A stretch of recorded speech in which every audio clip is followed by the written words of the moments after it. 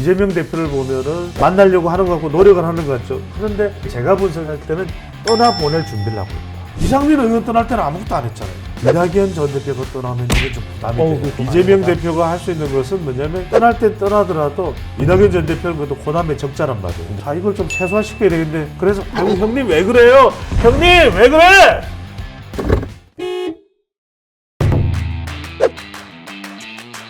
대표님을 출당시켜야 한다라는 당원 청원이 올라왔고 어제 오후까지 3,500여 명 이상의 당원들이 청원에 동의를 했다고 하는데 그러니까 어떻게 지켜보세요? 심경이 어떠십니까? 당에서 몰아내면 뭐 받아야지 어떡하겠습니까? 몰아내주기를 혹시 바라십니까?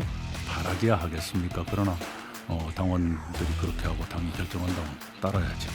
당의 상황에 대해서 많이 걱정하고 이렇게 해서는 안 되는데 하는 얘기들을 많이 나눴고요. 정세균 총리와는 단둘이 식사한 적이 있었습니다. 그때도 역시 많이 속상해 하셔서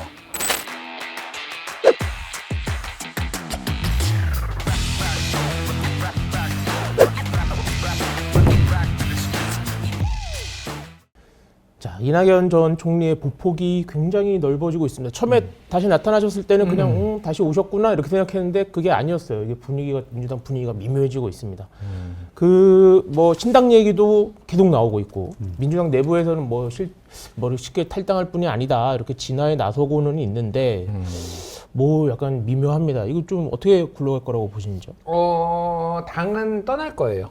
아, 이낙연 총리가 떠난다. 네, 떠날 거예요. 최근에 그 이낙연 총리하고 이제 제3지대 쪽에 계신 정치인분하고 만나서 이낙연 총리 의견을 듣고 그분이 이제 저한테 얘기를 해준 건데요. 본인이 김대중 대통령이 이제 이낙연 기자를 발탁을 했잖아요. 정치인으로 네. 발탁을 해가지고 굉장히 오랫동안 이제 전남지사도 하고 뭐 의원도 하고 그러면서 민주당에 대한 애정과 어떤 충성심 이게 정말로 남달라서 남다르다. 너무나 고민을 많이 했는데 더 이상 이렇게 되는 거를 볼 수가 없다.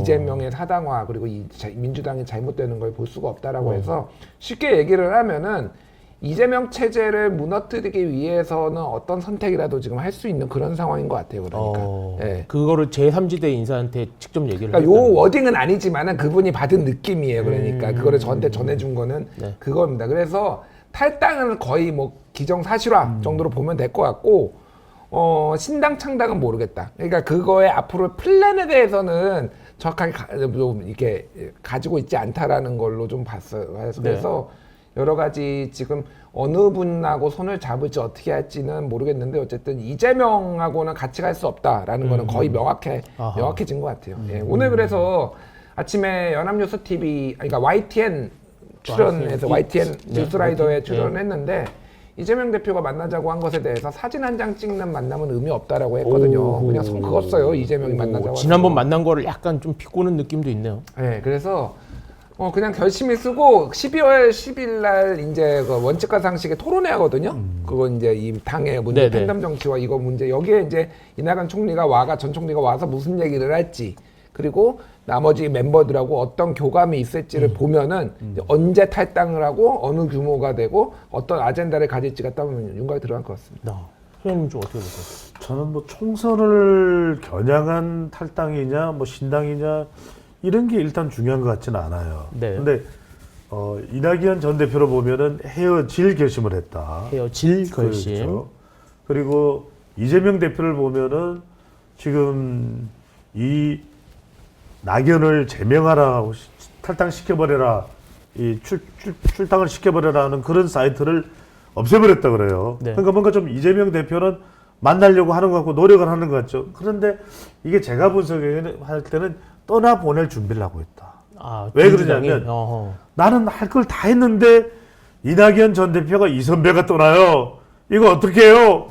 동아일보에 와서 제발 좀 동아일보가 대신 이낙연 대표 좀 붙들어 주세요. 뭐 이렇게 해야 그래도 이탈이 적어요.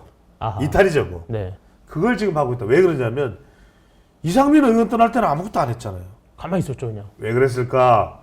이상민 의원이 떠나봐야 민주당 지지율에 별 변화가 없어요.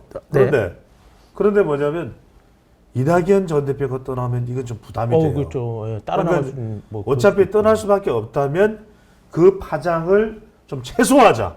이게 지금 이재명 대표인데 그럼 붙잡는 척하고 있는 건가요? 지금 의원들이 약간 안 됩니다, 약간. 이제 어차피 떠날 사람을 아무리 해도 붙잡을 수가 없는 거. 우리 그렇잖아요. 남녀 사이에 연인들 사이 헤어질 때 아무리 붙잡는다고 붙잡아줘? 그리고 당 안에서 그래도 약간 만류하는 목소리가 조금 나오고 있죠. 들어봐요. 근데 이제 이게 왜 같이 안 되냐면 적어도 뭔가 한 조직 내에서 같이 하려면 철학이 같거나 어떤 이슈가 같거나 네. 그 다음에 사람이 같거나 이래야 네. 되거든요. 아니면 뭐 근데 이익이 같거나. 그렇죠. 이념을 철학을 봐. 이념 철학을 보니까 이게 우리가 만들어 왔던 민주당이 아닙니다. 네. 이런 이야기를 하고 네. 그러면 철학이 달라졌어. 그 다음에 이슈는 선거제를 개편하다니요. 말도 안 됩니다. 이거거든요. 이슈가 달라. 마지막에 내 동지들을 좀 보호해 주세요. 네. 윤영찬입니다. 신경민입니다. 신경민 얼마나 잘합니까? 이런단 말이에요. 그럼 또 이것도 안 돼. 그러면 사람에서 이슈에서 철학에서 다 안 되는 거예요. 네. 이건 이제 안 된다는 거예요. 아하. 그러니까 지금 막 파격적인 행보를 하고 이런 거는 이제 어차피 안 되는 거니까 끝장은 났다. 그러면 신당 분위기로 이재명 가는 거다. 대표가 할 수 있는 것은 뭐냐면 떠날 땐 떠나더라도 이낙연 전 대표는 그것도 호남의 적자란 말이에요. 네. 광주 1고와 또 전남지사까지 했고 우리 동아일보를 거쳤단 말이에요. 그러면 자 이걸 좀 최소화시켜야 되겠는데 그래서 아이고 형님 왜 그래요? 형님 왜 그래? 이거를 한번 이제 해준다. 아하, 알겠습니다. 이게 지금 사실은 이낙연 전 대표가 이준석 관련된 만날 거냐 질문도 받았고 오늘 또 이제 이재명 대표 만날 거냐 질문도 받았는데 톤이 미묘하게 달라요. 이준석 대표는 아직 계획 없다. 그냥 뭐 전형적인 이낙연 전 총리의 표현이죠. 근데 이제 이재명 대표 같은 경우는 사진 한 장 찍는 거면 의미 없다. 이 톤이 약간 다르더라고요. 그래서 이준석 전 대표랑 약간 좀 이렇게 합종 연행할 가능성 이런 것도 좀 1월 중순 이후로 가능성이 있죠. 어허. 1월 중 왜냐하면은 이준석은 이준석의 플랜이 있는 거잖아요. 그러니까 네. 아까 얘기했던 12월 27일이 돼 있고 뭐 당을 만든다고 어저께 언론 인터뷰 김현정의 뉴스쇼 나와서 그냥 100%라고 얘기를 했잖아요. 네. 그럼 그때까지는 본인이 해야 될 일을 해야 되는 거지 누구하고 손을 잡으려고 지금 하기에는 어렵다라는 거죠. 그러니까 그 뭐 출마자도 지금 모집하고 있고 뭐 이러고 그리고 이게 그러니까 이준석의 계획은 뭐냐면은 누구하고 손을 잡아야지만 내가 당을 만들 수 있다가 아니에요. 네. 자기는 그냥 당을 만드는 거예요. 네. 이거를 가지고 더 누구하고 협상을 하든 뭐 누구를 받아들이든 뭐 이게 이제 플랫폼이 되는 그거가 중요한 거니까 1월 중순이다 그러면. 네. 그렇게 1월 이제 1월 중순이라고 보면 될 것 같고 어제 제가 이준석 대표 만나서 얘기를 들었는데 네. 직접 소통하고 있진 않아요. 이준석이. 근데 이준석 측 사람하고 누군가 뭐 알만한 분이 이낙연 측 사람하고 고위급들끼리 뭐 그렇죠. 뭐 이제 실무자 중 고위급 분이 이제 측근 사실 그러니까 1위만 상태다. 얘기 채널을 유지해라. 약간. 채널을 유지. 그러니까 뭐 지금 구체적인 얘기를 하는 게 아니라, 그러니까 이준석 측 사람 중에 호남 분이 있어요. 뭐 이제 이렇게 거의 좁히면 거의 이제 누구든지 딱 드러날 텐데. 저기 남쪽에 계시는 분. 예, 뭐 하여간 그런 분, 하여간 좀 연세가 있는 분이야. 하여간 뭐 이제 그 사람하고 이제 채널을 유지하고 있다. 이 정도로 보면 될 것 같아요. 예. 저는 누군지는 알지만 굳이 밝히지는 않겠습니다. 이니셜은 K. 네. 맞죠? 세상이 다 K야. K 안 들어가는 사람이 참고로 어딨어. 말씀드리면 여러분들은 지금 중립기호에 출연한 인사이드 K 배종찬 소장과 함께 아하. 계십니다. 알겠습니다. 그래서 짧게. 예. 마무리를 하겠습니다. 그래서 한 줄 평 그냥. 한 줄 평으로 할게요. 네. 한 줄 평으로 아시죠? 네. 소장님 한 줄 평이랑 같이. 한 줄 평밖에 네. 준비가 안 돼 있어요, 제가 지금.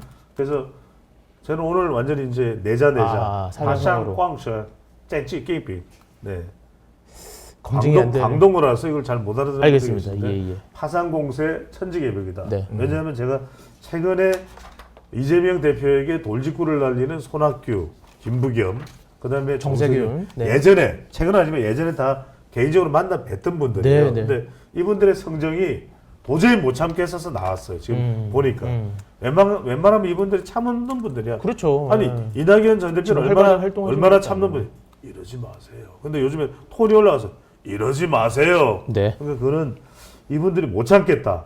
그 이야기는 뭔가 민주당이 이대로 가서는 안 된다라는 네. 이 심각성을 바로 우리가 적나라하게 보여주고 있는 바로미터다 이렇게 보시죠. 네, 알겠습니다. 저희 김준일 에디터님 한 줄 평 예. 들어보도록 하겠습니다. 제 거는 이게 지금 올드보이들이 지금 저 영화 올드보이의 대사를 했습니다. 이게 유지태가 최민 씨 같아 한 얘기잖아요. 오대수 오대수는요 씨는요?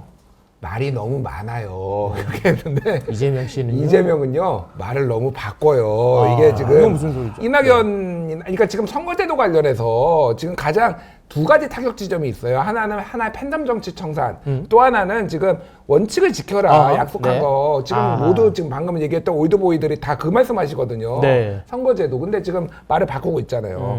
그래서 이게 생각보다 큰 타격이 될 거고 나중에 선거제도 관련해서 제가 좀 뭐 얘기를 할게요. 뭐 제가 아는 것도 많고 다음 주에 한번 설명드릴 것도 할까요? 많은데 뭐 좋은데 만약에 선거제도 바꾸면요 비례 몇 석 가져온 다음에 지역구에서 더 많이 내줄 수도 있습니다. 아하. 그리고 민주당 의원들도 지금 의원들은 지역구에 나온 분들이잖아요. 사실은 이거에 부정적인 게 본인 당선에 영향을 줄까봐 이렇게 이재명이 가려는 대로 그렇게 순순히 안 될 가능성이 상당히 있어요. 그러니까 아하. 역풍을 맞을 가능성이 상당히 높아지면서 네. 지금 미묘하게 흘러가고 있다 지금 정당 상황이. 예. 네, 알겠습니다. 다음에 선거제도 한번 좀 시간 나면 두 분 말씀 들어보는 걸로 하고요. 오늘 시간이 다 돼서 오늘은 여기까지 말씀 들어보도록 하겠습니다.